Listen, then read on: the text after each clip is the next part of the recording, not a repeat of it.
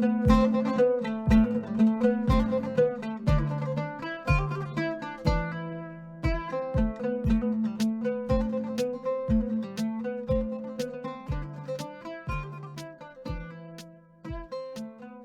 everyone, Assalamu alaikum and welcome to another episode of ECREM Talks, a podcast where we discuss emergency medicine core concepts and the impact of this specialty in the UAE.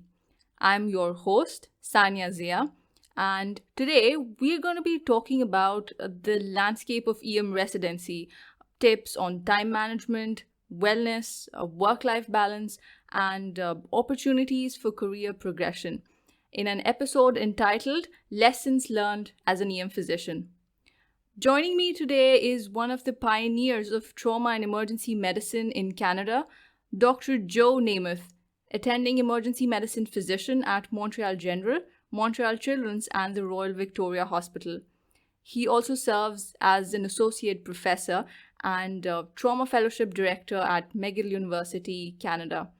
I remember sitting in the audience as a wide-eyed first-year resident and listening to one of his very engaging lectures in the ECREM conference.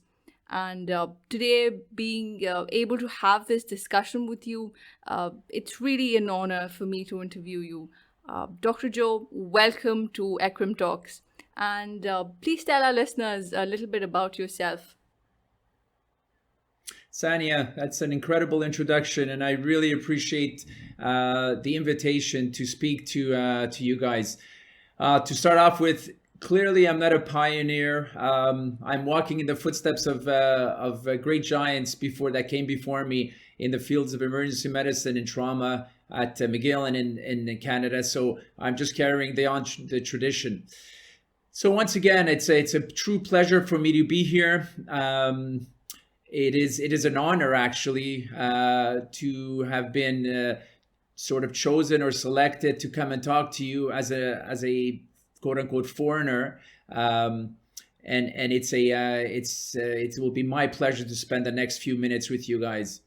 Whenever I go to a conference and I listen to a talk, I always ask myself, who is the speaker? Because I think if you know the speaker, you know a little bit about the speaker, it gives context to the talk. And I think especially a talk like this, or a sort of a question and answer period like this, you need to sort of know a little bit about my background. So I finished residency in 98. So I've been in practice for, do the math, what is it, 23 years. And I've worked in basically all types of environments. I worked in rural emergency medicine, where we were hundreds of miles away from anything resembling a decent hospital. I worked in urban settings. I worked in incredibly busy settings. I worked in Toronto in one of the hospitals where we see 450 patients a day, CTAS category 1 and 2, 70% of these. So just imagine, out of the 450 patients, the acuity of CTAS 1 and 2, 70% of those patients are that. I have those shifts easily. In one shift, I would see an acute CVA, a couple of STEMIs, a seizing child, and a stab wound. So so I've worked in that kind of setting as well. I've worked in non-busy settings as well, purely academic, I-retire types of settings. And so I sort of, my sort of experience is such that I think I could speak in good confidence and give the recommendations and the suggestions that I will be giving. And then just to give you a little bit of background as to how much that 23 years involves, I think it's good. It's interesting to look at numbers. And I did a bit of math the other day took out my calculator. So in 23 years, on the average, I've done about 20 to 22 shifts per month. So that's about 6,000 shifts. About a fourth of those, so 1,500 of those shifts are night shifts. And then if we calculate per shift how many patients I see, so you're looking at about 150,000 patients. When you put in those numbers, it's really daunting, and I say, wow, all that time. So all that to say is that I've made many mistakes, and I think it's people like me that you need to talk to, because I can teach you from all my mistakes that I've made. I agree totally. Like, fantastic. This is such an inspiring journey. You've had like a very geographically varied professional life, training in the US, Europe, and then Canada. And your service to emergency medicine all these years, I'm sure, has enabled you to have certain like unique professional and personal experiences. So, without further ado, let's dive right in.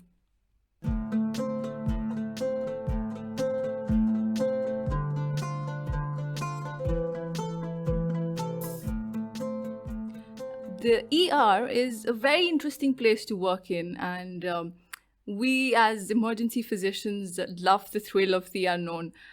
Emergency medicine is altogether a different beast, I would say. It's famously referred to as controlled chaos, but all this can be very overwhelming and difficult to manage in terms of time, especially when the hours are long, the learning curve is so steep, and you have very sick patients to handle. So, Dr. Joe, what strategies would you recommend for time management that have helped you grow professionally and sort of navigate your way through this entire chaos? I'd like to answer this question dividing it into two parts. One is the at work time management issues, and the other is sort of the off work or out of work or at home type management issues, because I think both of them are very important to address. So I'll start with the at work time management issues, and I think I'd like to start that off or present this in the way that you would in a shift. So when you start a shift, at the beginning, believe it or not, even before arriving, you can actually work on your time management. How do you do that? Incredibly simple. Arrive not just on time, but even earlier. I'm not saying to, go in 2 hours before your shift or even 1 hour before your shift, but to come in at the 8 a.m. when the shift starts and to just run in and start the shift, it's a recipe for disaster for many reasons. There's an incredibly good foam material out there by the name of put up by the name of a colleague of mine from Toronto named Chris Hicks. You guys should take a look at it.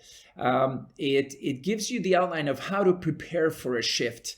And it's an incredibly important, insightful little podcaster that gives you some tricks to develop that you will use to start your shift. I don't mean that you have to read Rosen's from beginning to end at the beginning of every shift, but it's so good to get your mind into the shift before you arrive. And whether that means reading up on a procedure you haven't done in the longest time, like, I don't know, I haven't placed a pacemaker wire, you know what? I'll arrive half an hour before and I'll look at a video. Or whether it be a certain presentation that you don't feel comfortable with. Just get your mind into the game. Incredibly important.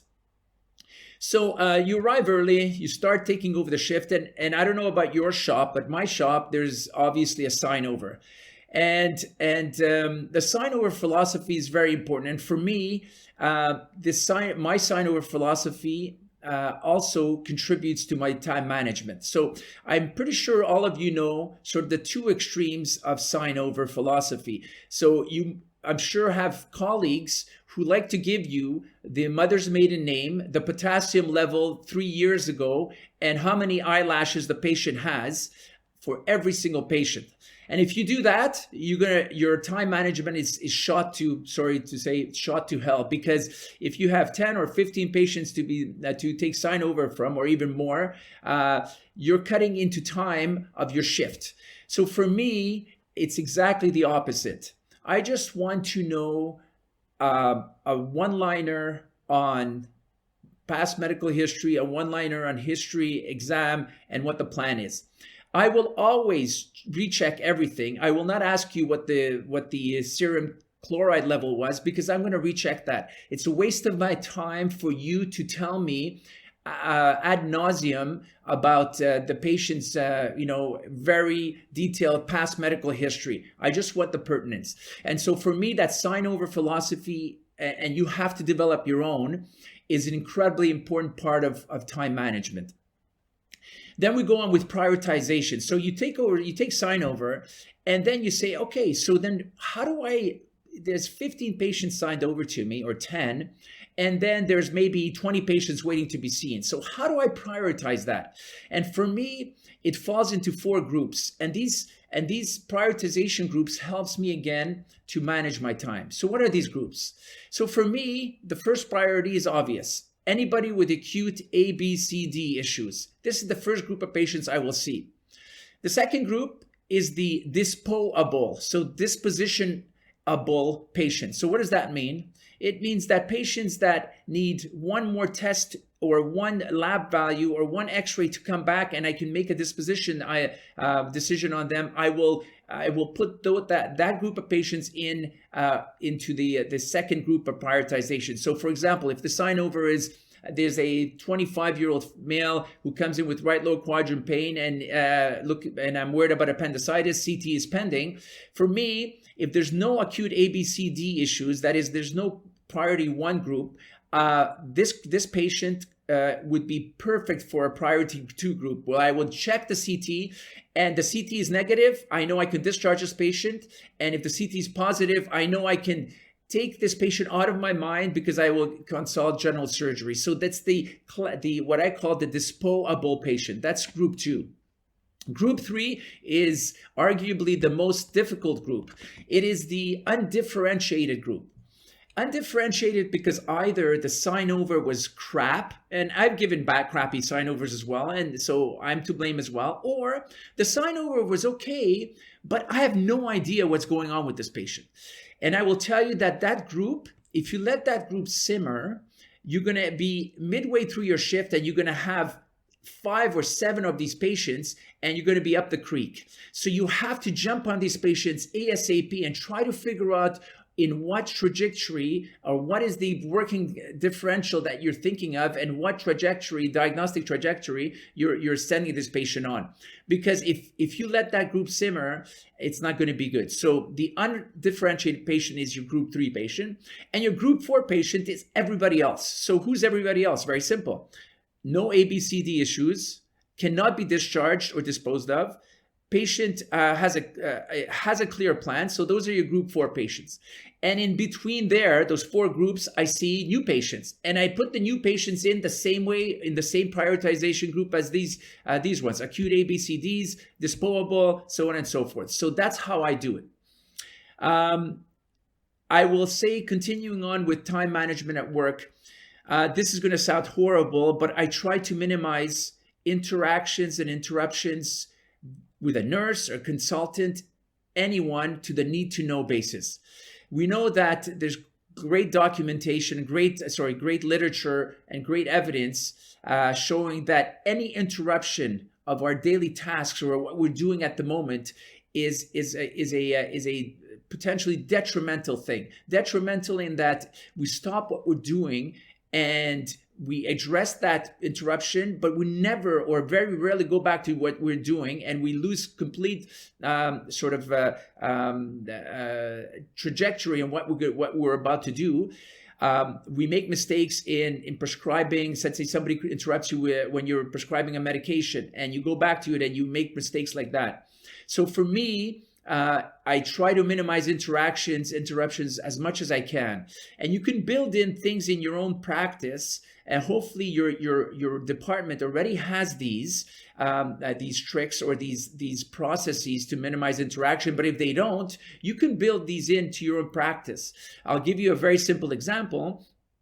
I have a sheet next to me on my desk, and I tell the nurses in the beginning of the shift, if there's acute ABCD issues, then bug me right away. But if there isn't, please do not interrupt me no matter what I'm doing, whether I'm talking to a resident, when I'm talking to a consultant, when I'm writing up my chart, if it's not an acute ABCD issue, the sheet next to me, write down the patient's ID and what the issue is, and I will address it when I can.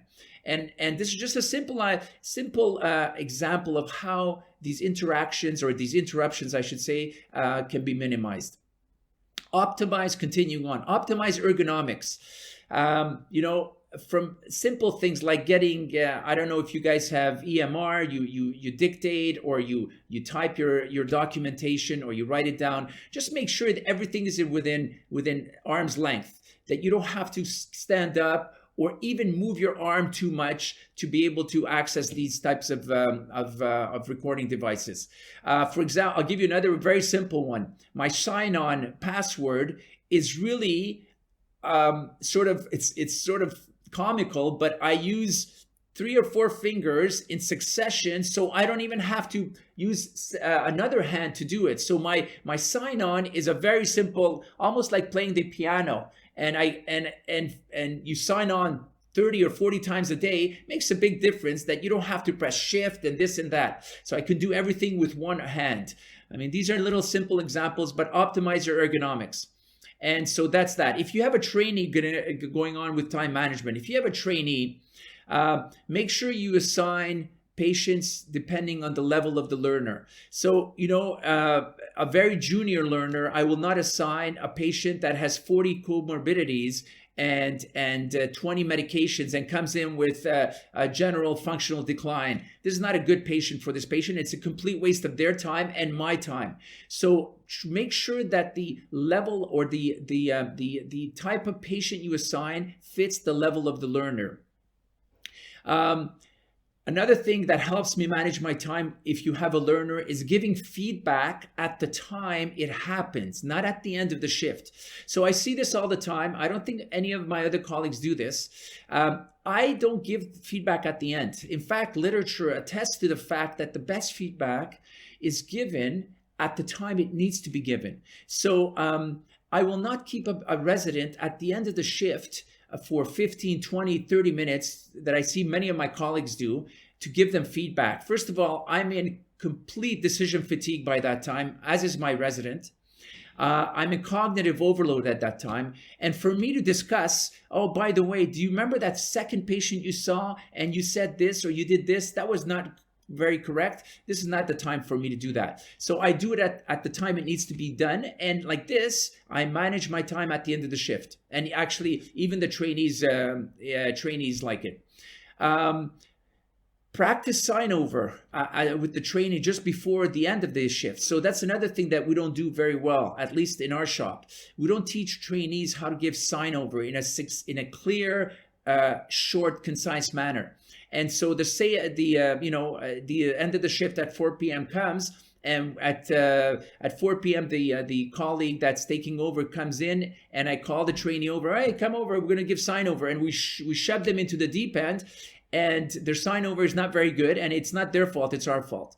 And so to manage time very well, what I do is an hour before the shift ends, very briefly, I give them some tricks on how to properly sign over, and we practice it at that time. So that also cuts in and helps me to save time.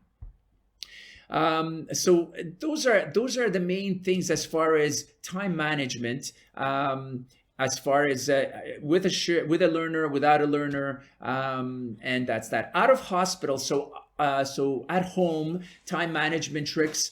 Well, look, first and foremost, you have to prioritize your life and what is truly important. And we'll talk about more of this in the wellness section of the talk. But you have to make sure that your priorities are well aligned to be able to manage your time properly. Continuing on with out of hospital time management, keep at 1 day at least of complete rest, meaning no phone, no work related issues, complete rest from work, at least 1 day. Incredibly important. You say, well, I have so much things on the go. Well, I would argue that if you keep that 1 day complete rest, your 6 other days will be that much more fruitful because you will be well rested and will not have burnout or not be at risk of burnout. Exercise, I would say, is a must. Not everybody needs to be a triathlon or a triathlete or a marathon runner, but regular routine exercise. Please put that into your daily life, because it's a must. And you don't need 2 hours, 20 minutes, half an hour, and whether that be whatever it is, whatever you like, it's a must. And we'll speak on this a little bit more in the physician wellness section of the talk. And if you do getting back to the exercise part, I would argue that you should try to pick something that you can do alone. A lot of my colleagues play team sports and exercise, and that's great. But for me, it cuts in on my quality time with my family. If I have to know that every Tuesday from 6 to 8 p.m. I played such and such a team sport, it doesn't give me that flexibility, as opposed to if I know I'm going to go jogging, I can do jogging whenever. If I'm going cycling, I can do cycling whenever. Anything that I can do on my own gives me much more flexibility to manage my time at home. So those are the things I would give regarding out of hospital time management, Sania. Those are some really awesome points there, Doctor. I mean, punctuality, prioritization, minimizing interactions, optimizing ergonomics, and then some really important things which we forget, like patient assignment, immediate feedback, and practice handovers. I'm glad you brought this up, the out of hospital, the out of shift stuff, 1 day exercise, 1 day off, and exercise, stuff like that. We as emergency physicians don so many different hats. Like, for example, you, Dr. Joe, you are a physician, researcher, academician, undergraduate and postgraduate mentor, world-class international speaker, and at the same time, you are a husband, father, son, friend, and so much more. From your decades of experience successfully juggling all these things together, what are some of the lessons you would pass on to physicians in terms of wellness and work-life balance? Especially, like you said, there are multiple published reports of high rates of burnout and emotional exhaustion in EM residents. Sani, this whole talk is very important, but if I would say the most important part of this talk, if somebody only had like 10 minutes to listen to this talk, this part would be the most important. And unfortunately, I've only started modeling, especially the at-work physician wellness habits, only recently. The out-of-work physician habits I've done throughout my career. Okay, so let's start with, once again, we'll divide this physician wellness and work-life balance between at-work, things you can do, and routines that you should incorporate, and out-of-work. So at work, I fairly recently, in the past few years, I've developed, I've actually tried to model and tell the trainees to have habits that you put into the shift. And what I mean by that is there are many things, but one of the specific ones is, and I don't have any literature to back me up, but every 2 to 3 hours, you should set aside some time, about 5 to 10 minutes, to do some physician wellness activity.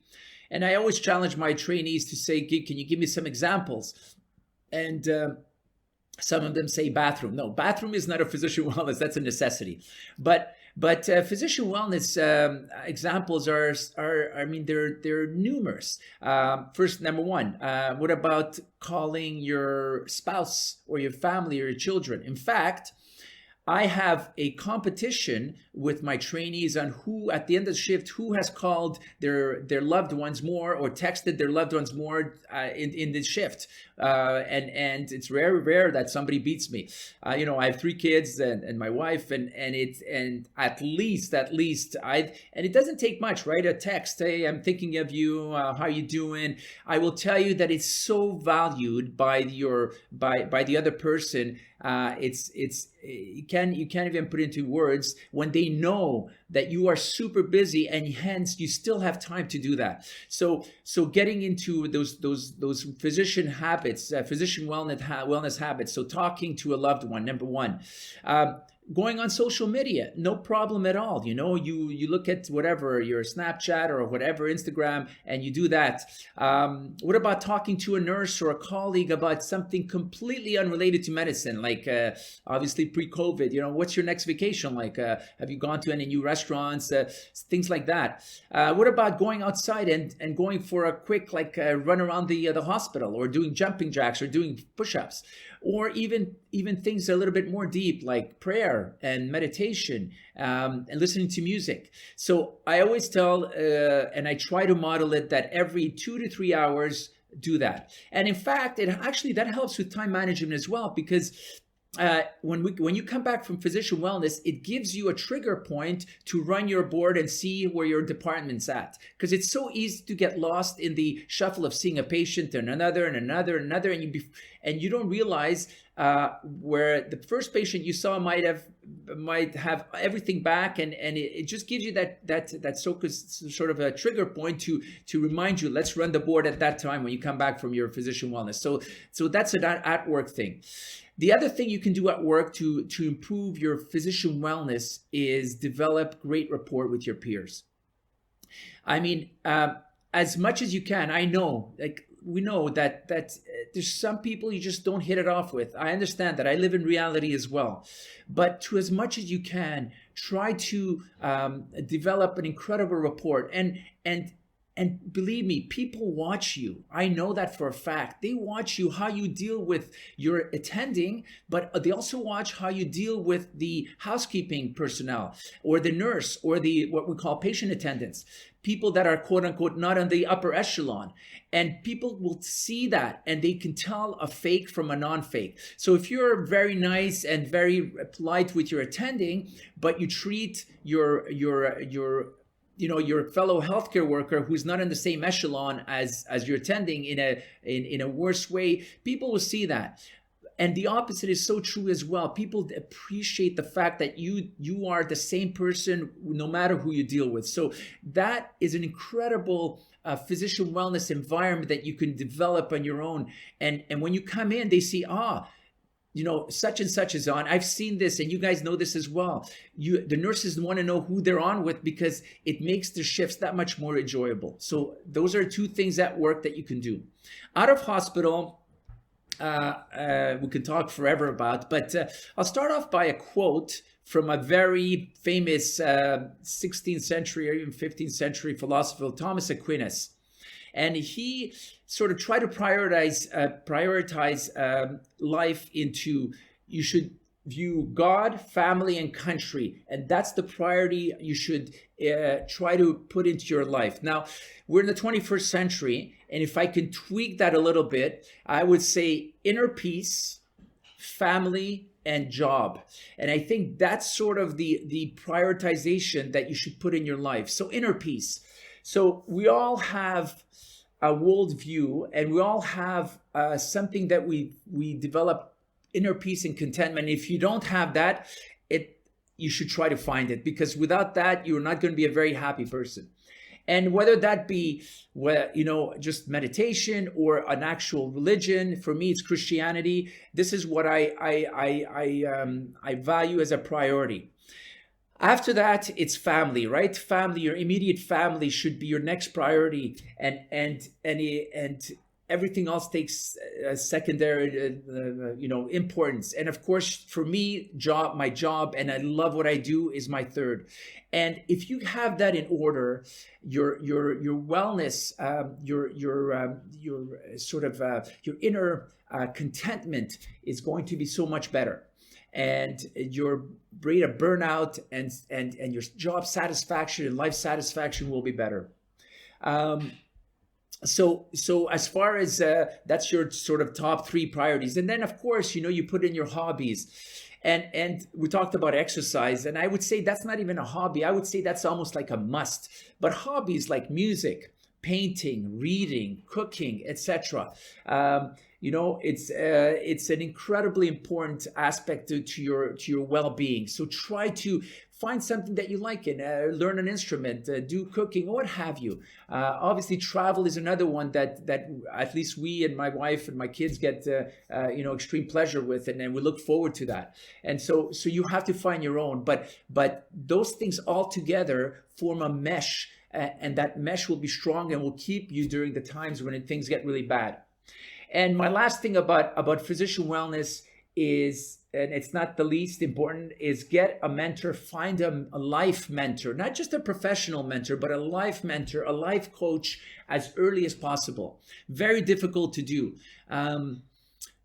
Somebody who you look up to, who you've watched from the outside and has a consistent sort of level of professionalism at work, and also has their life, or seems to have their life in order at home. These are the people that you should try to gravitate to and learn from, and then actually actively ask them, listen, is it okay if I run things by you, whether it be life related or not, once in a while? And I will tell you, talking about myself, for me, that's an incredible show of respect and an honor that somebody, a young colleague, comes up to me and asks me that. So I would try to identify those type of people as early on in your career as possible. So those are my physician wellness points, Sania. Those were great. Like on that note, guys, let's take that trip that we've always wanted to take, or start writing that blog. Pick up your phones and call up a loved one today. Enjoy foods that you have. And at the same time, like we said, make your health and fitness a priority. I think I need it more than anyone else.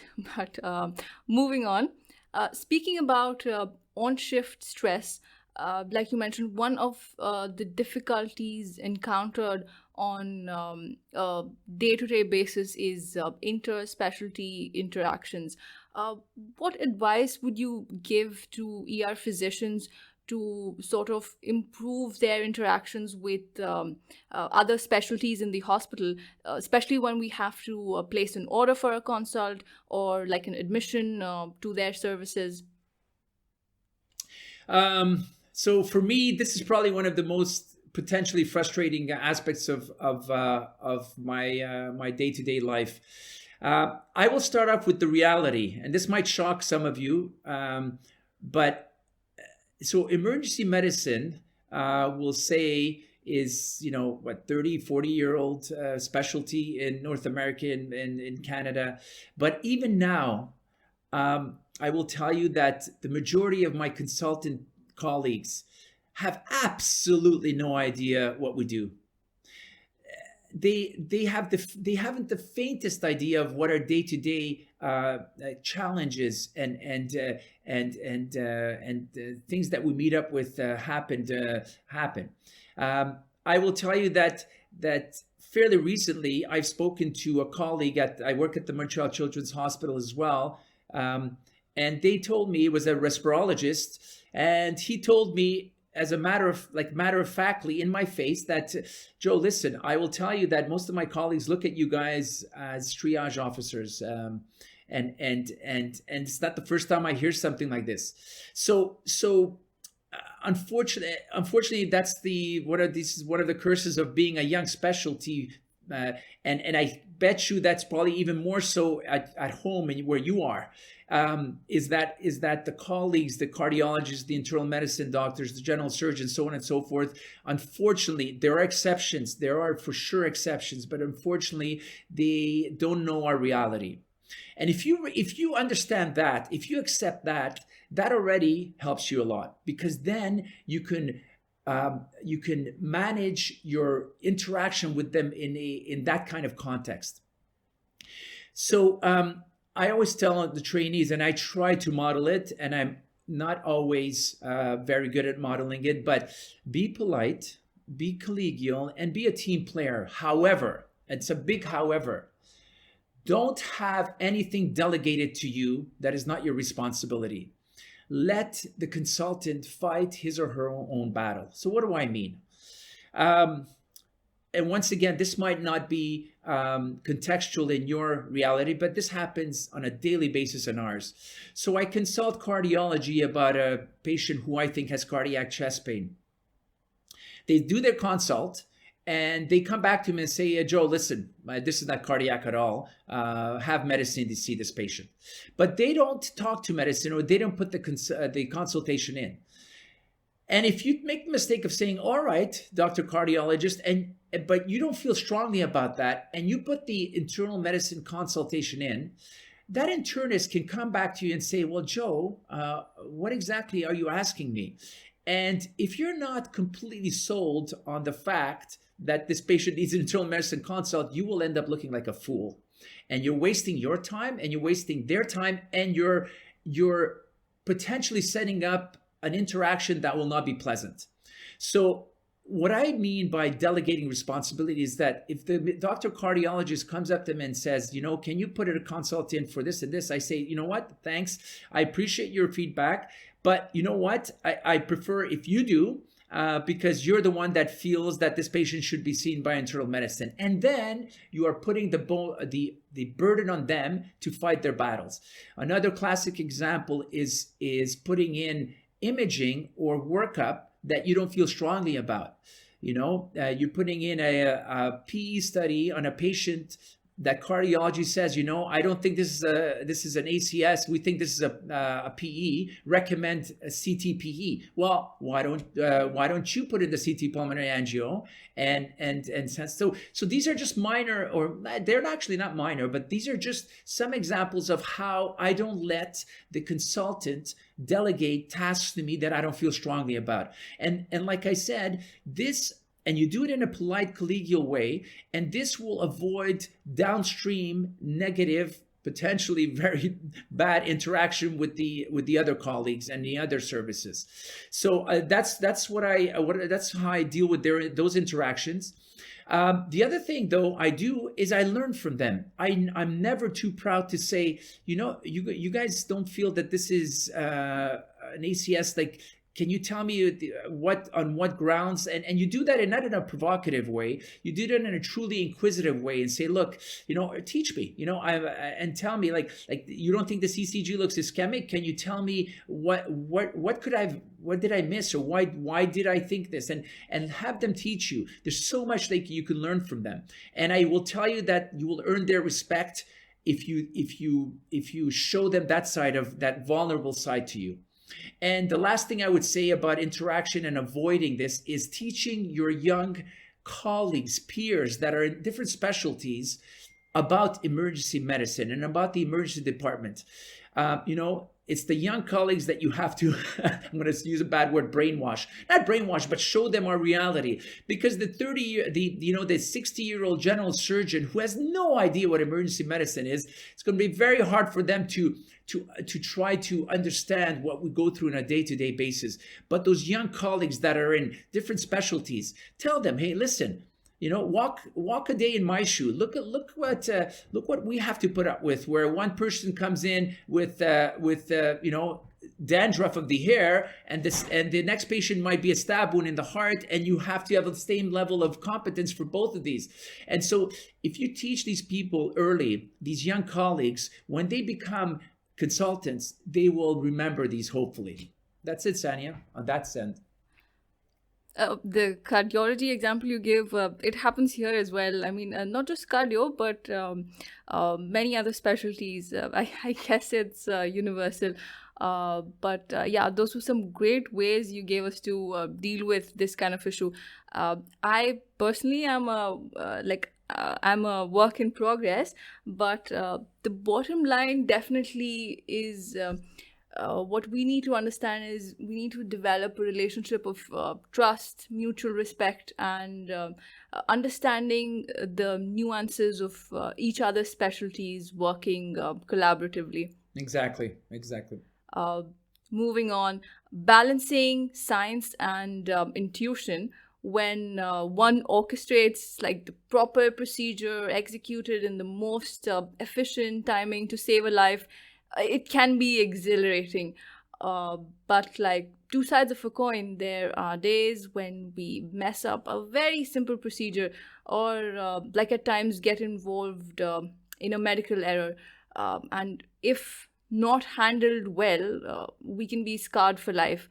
Uh, Definitely, we all strive to avoid clinical missteps, but like in the end, we are all humans, and like at some point or the other of our careers, I'm sure all of us have had to go through this sort of difficult experience.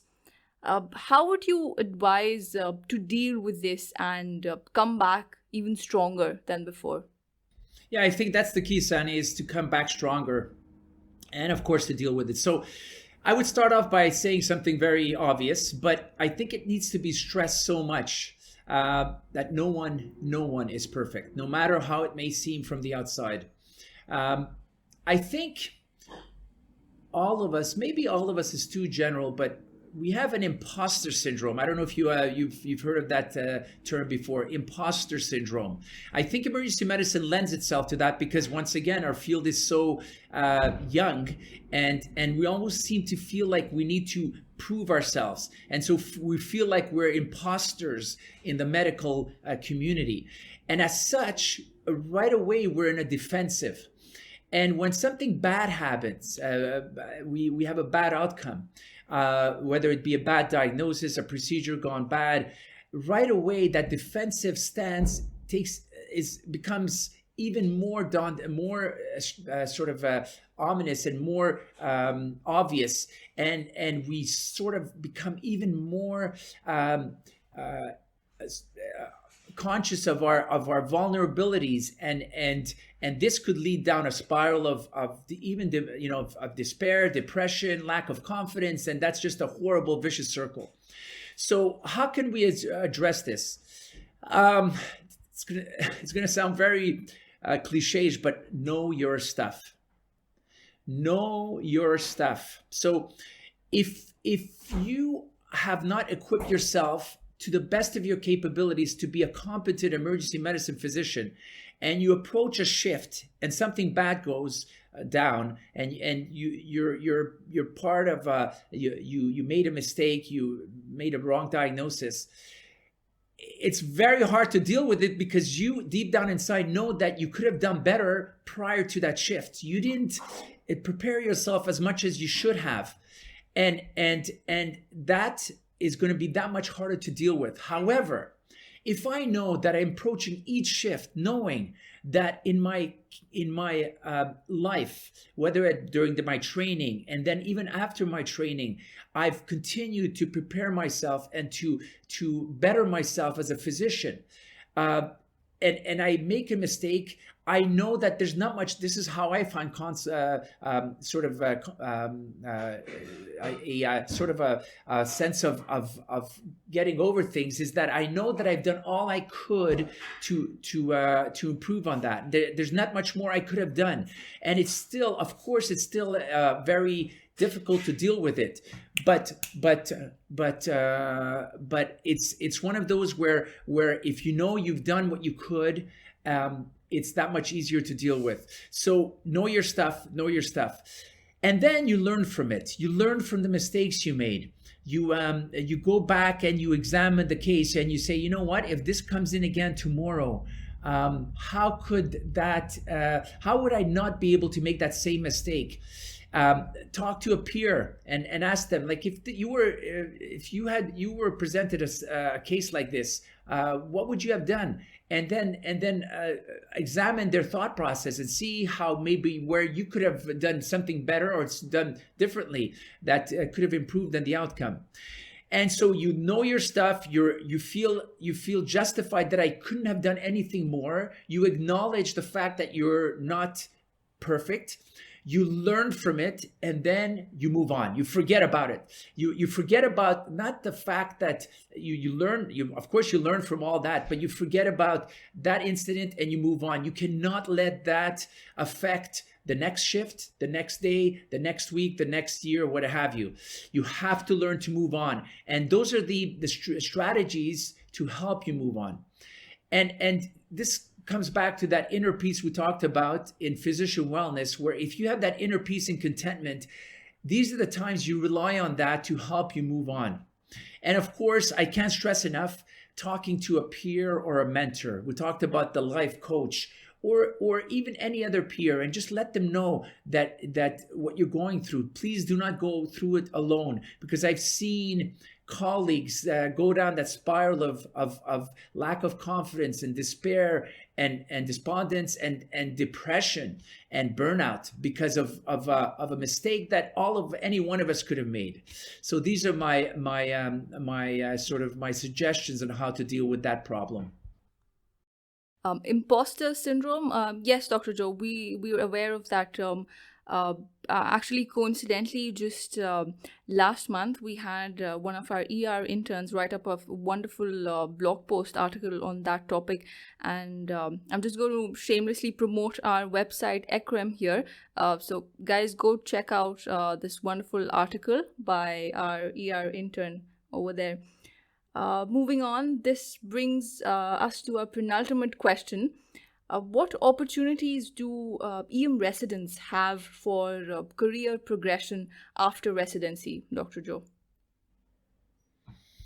So we touched on this a little bit in the beginning. I think first and foremost, you have to decide what type of early career you want. Do you want to be in an academic center? And I don't even know if this would be an option for you guys. Hopefully it is. Do you want to be in an inner city, like a very inner city, or more of a quote unquote rural or community setting? You want to be in a very busy setting? Do you want to be not in a very busy setting? And so this is the first question you have to ask yourself. Both of them have their pros and cons. I will tell you basically a one-liner on both of them. So academic versus non-academic. And once again, I don't even know if this is an option for you guys. Working in an academic center has its pros and cons. It definitely offloads your cognitive sort of cognitive load. It takes some off, because you know that you can have a consultant at your fingertips at with one consult, or you can have an MRI or whatever imaging or diagnostic modality you want, as opposed to working where in a setting where there aren't many consultants, or you don't have the diagnostic modality, where you have to use your clinical much more your clinical acumen and clinical skills to make certain very difficult decisions, and so those have their pros and cons. The other thing that you have to keep in mind in the academic world is that you're almost forced to keep up with your knowledge base. If you know that you have 2 residents with you every shift, and they will be asking you very difficult questions, and they will be asking you knowledge-related questions, and knowing that you might not be able to answer, that's almost like a very nice impetus for you to keep up to date with these things. As opposed to if you're working in a center where there are no trainees, it's very simple or very easy to let the continuing medical education part of your life slide and not read up on things, because you have nobody to answer to. And so after you, and I've seen this with colleagues, you have colleagues that go into a rural or a community hospital where there are no residents, and after a year they haven't even touched a medical journal, because it's so much easier and to not keep up, because they have nobody to answer to. They just rely on the knowledge base that they've acquired during their training. So their training. So you have to know your own self. Are you the type that needs that push to be able to keep up? Then I would be very, very careful in going to a center where you will not have that push. If you're a very self-disciplined person, then I would see no problems with going to a community place. So the next big question to ask is how much do you want to work? And once again, in your reality, I don't know if this is even an option. In our reality, some of you might know that the sort of the average shifts per month for an average emergency medicine physician is between 12 to 14, okay? And like I said, I've done 20, 22 for the past 20 years. So you can definitely work more and less.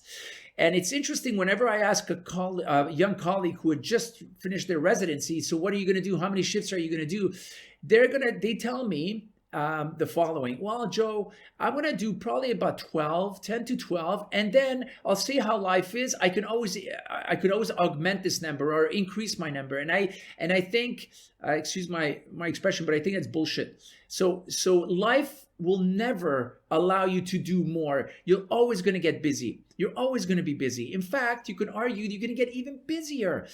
Family will come, other responsibilities will come. So if you say, I'm going to start at 10 to 12 and I'm going to work myself up to 16 or 14 or whatever, it can happen, but it usually doesn't happen. That's number one. Number two, I will argue that early on in your career, Sania, and all of you, there's nothing that beats being next to the bed, next to the patient.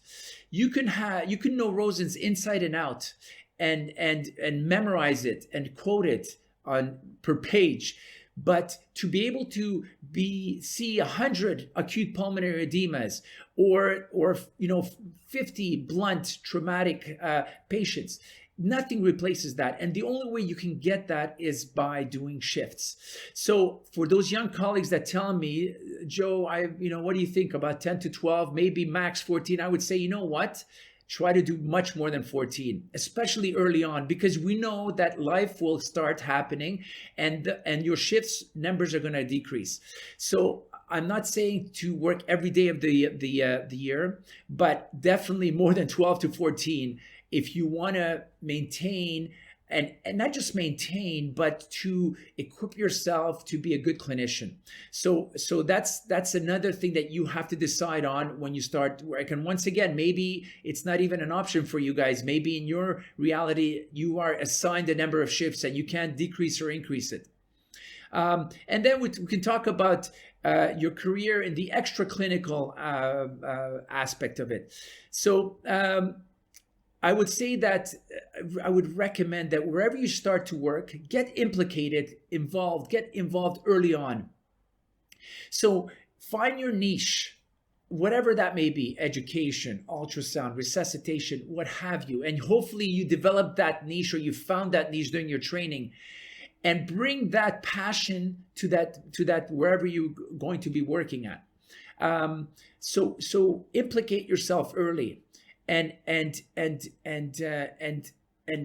make sure that is very obvious to your superior that, listen, I'm working here, my passion is this, please put me in charge or put me in that group of physicians that are working on this, because this is what I want to develop in my career. I will tell you that your director will love you. On the flip side of that same thing is that just be careful to be political about this. So you also don't want to come in and start, as it were, stirring the shit right away. So make sure that you come and you show your passion, but you find out about the whole culture, find out about your colleagues, so that you don't come in looking like the Mr. or Miss Know-it-all and try to change early. Try to change things early. Remember, wisdom comes slowly. So you have to saturate yourself in that work environment, make sure your passions are clear to your supervisor and your colleagues, and then start making those changes. We talked about being punctual and preparing for a shift. That was talked about before. And then we'll talk about a little bit about how you continue in your career to learn. I briefly touched on this in the aspect of working in a non-academic center where it's very hard, or I should say the opposite, very easy to let your continuing medical education lax. So basically to slack off.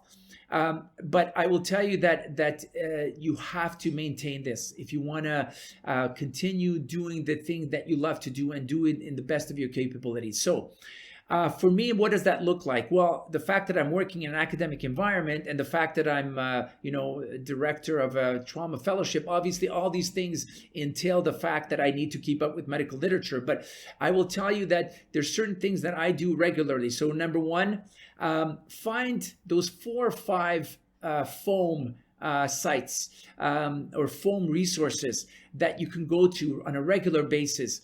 There are seemingly hundreds of them, and we talked about time management. You don't have time to access all 100, but find those 4, 5, 6, and I'll be more than happy to share the ones that I access. Not now, but if you have, Sania can give you my email address. I'll be more than happy to share the ones that I access, which I find are incredibly high yield. Consult those foam sites on a regular basis, or those foam resources. And then literature, I have at least probably about 10 to 15 medical journals that send me their table of contents on a monthly basis. And so between those two, and of course preparing for talks and preparing for conferences, that's how I maintain my professional development. That's how I improve my professional development. Talking about conferences, giving talks, that's another incredible way to do this. If your passion is education and you get a high from giving a talk, then seek out those opportunities. I mean, I will tell you, this event is an example of that. I saw, Sani, I saw your website up, and I keep in touch with many colleagues in your beautiful country, and I go on your on the SM website, and I saw your website with the resident website, and I saw that you had these opportunities for these podcasts, and I approached you guys. I sought it out. Seek it out. Go, look for opportunities to give talks. These are the ways. Unless you have an incredible big name, nobody's going to be knocking on your door saying, "Oh, Joe, can you give this talk?" It's very rare. You need to have an incredible name for things to fall into your lap. So go out and seek it out. Develop your teaching dossier so that you maintain your professional development. And once again, you continue to improve on your career and your competence. So these are the things that I would do as far as a career. One more thing, Sania, very important. You guys are still early on, but every 10 years, try to do something different. Robert Primavesi, who's one of my very good friends here at McGill. He's some of you might know the name. He gave me this advice long time ago, and it's so true. Every 10 years, do something different. I'm not saying change careers, but do something. Change your niche. Become, you loved education. Now, you know what? I'm going to change it to ultrasound. I'm going to go into ultrasound. Do something different.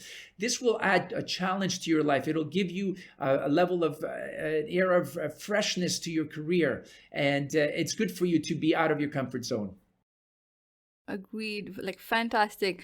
I'm sure all these advices will definitely help put things into perspective for a lot of our listeners. Crossing from an emergency medicine resident to an attending must have been nerve-wracking for you, Doctor, but at the same time, highly educational and rewarding, like you said. As an attending, you might probably get more time to focus on passions that began to blossom in residency, or maybe not. Let's hear from you. Dr. Joe, would you be able to reflect on some of your past experiences, and what, according to you, are the similarities and differences in resident life versus an attending life? Is there really light at the end of the tunnel? Yes and no, Sania. So there's a light at the end of the tunnels where you don't have to wake up every day saying, "Oh man, I have to read 40 pages of Rosen." So yes, in that sense. But just from my previous the topic that I just gave, I just talked about a couple of minutes ago, you never truly stop learning. So in that sense, there is a light at the tunnel, but there's not. So I guess I start off with the work aspect of this question of yours the differences between trainee life and attending life. So, in the context of work, so once again, here in our reality, we become much more in control of the number of shifts and how we divide our shifts. And I don't know if this is the same thing or is applicable to your reality. So whereas you graduate, you finish, you write your board exam, you get hired, you are now much more in control of how many shifts you do, and how you divide that shift work. A lot of places give you that flexibility to be able to put your shift work. You want to do more evenings, more nights, more days. It gives you that flexibility. So that's a nice light at the end of the tunnel. Also, we talked about the light, the what type of work environment, and that too you have control over it now, because you could say, I want to work in an academic environment. I want to work, and now I'm going to be working in an academic environment only, or I'm going to be only working in a community environment. So already that gives that sense of control is a big thing, and that's a light at the end of the tunnel. And so those things are big differences, and so I think I'm just going to leave it at that with regards to work-related differences, but home-related differences, I'll touch on a little bit more in length. So you are now an attending emergency medicine consultant. Once again, that's great. It carries a lot of responsibility, but remember your priorities. What we talked about is in physician wellness. So even though you are now a fully fledged emergency medicine physician, remember you're still a husband or a wife or a mother or a father or a brother or sister or what have you, and those things don't change. So please do not change. You are the same person. You cannot be a different person now. That's number one. Number two, finances. So I don't know how it is there, what the differences are between a resident's pay, salary, and an attending. But here, you guys might have heard, without going into numbers, there's a significant jump between a resident trainee's salary and an attending. And the big mistake I've seen, and I see a lot of people do, is biting off more than they can handle, or more than they can chew. So be careful. Yes, now you're making a lot more money. Just be careful in being responsible for that. It is very tempting to start living a lifestyle that's above your means. And so I think, once again, that mentoring comes into play, making sure that you bounce things off a mentor and so on and so forth. Speak to an expert early. I'm an amateur. I'm a complete idiot when it comes to finances. You have to speak to an expert. Find that financial advisor that you trust and talk to them early on, so that you know what type of investments to start with, and what type of investments to put resources in. Insurance, a one-liner, especially if you have dependents. I mean, a life insurance is a must, but I will say just as important is a disability insurance. I think there are so many different insurances out there, and you could get actually too much insurance, I find. I think, once again, that financial advisor can help. For me, life insurance, disability insurance, and I have critical illness insurance, where if I get diagnosed with a certain illness, even though I could come back to practice, at least I'll get a lump sum of money. So these are the three big ones I would definitely invest in. Once again, I'm a complete idiot when it comes to these things. So the best is to talk to an expert about these kind of things. So that's sort of what I would say is the differences between residency life and attending life.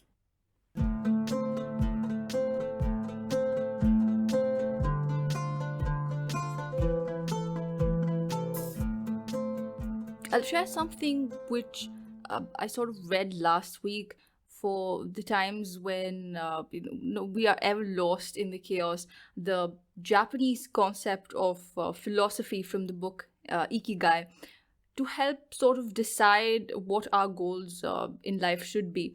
So it's like a Venn diagram of four things, and Ikigai is the intersection of what you are good at, what you love, what the world needs, and what you can be paid for. That brings us to the end of our very first virtually recorded episode.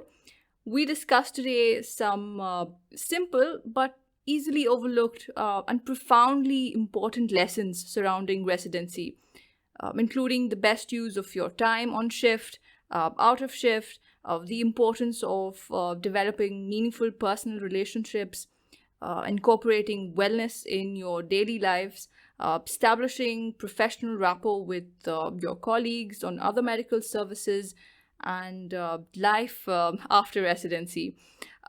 This has been amazing. It was so good to talk to you, doctor. I mean, there are days personally when I'm so exhausted, and I just want to leave everything and go to a remote island. Those are the days I'm just going to listen to this podcast again to sort of recharge. I am beyond inspired, motivated, and I'm like running short of adjectives here. I can't thank you enough for joining us today, Dr. Joe, and sharing these wonderful tips and insights from your personal experiences. Sani, it's like I said, it's been my pleasure and it's my honor to be with you guys. A couple of things that I just want to touch in, and I think it's important in the context of attending life, which I didn't touch on, and I apologize. Is the sort of the medical legal aspects of things, and in our reality, it's definitely a big one, and I think it's probably becoming a big one in yours as well. Just a couple of suggestions with regards to the medical aspects of practicing as an attending physician. So regarding work, I always tell all the trainees that do not practice defensively, but you document defensively.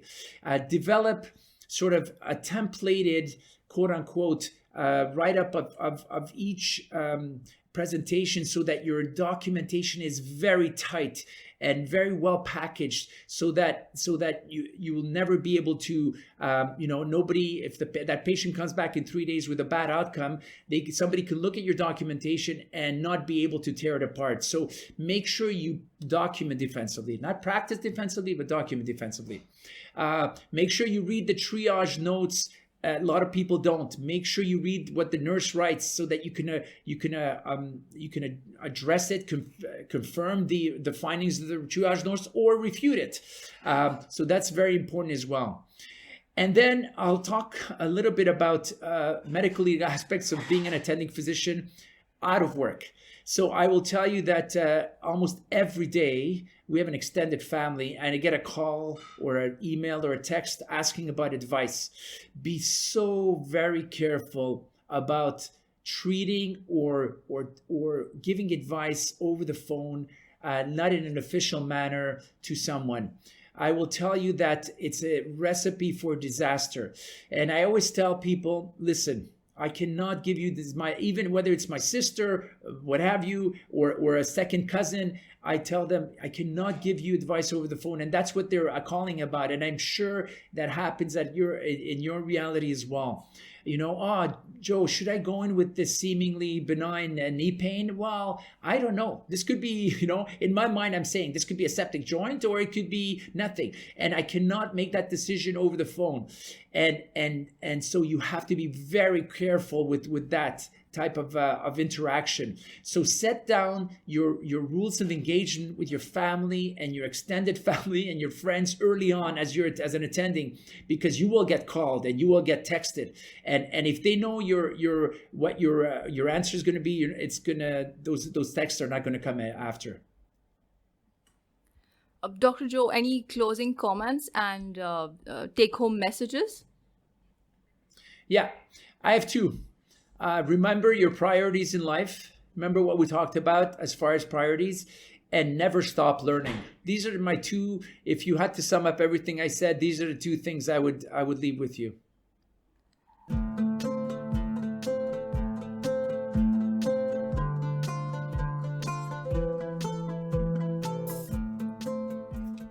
That about ends this episode of ECREM Talks. A big thank you to Dr. Joe for joining us today. And thank you to our technical director, Dr. Aziz, our ECREM Talks tech guru, for helping us pull this off virtually.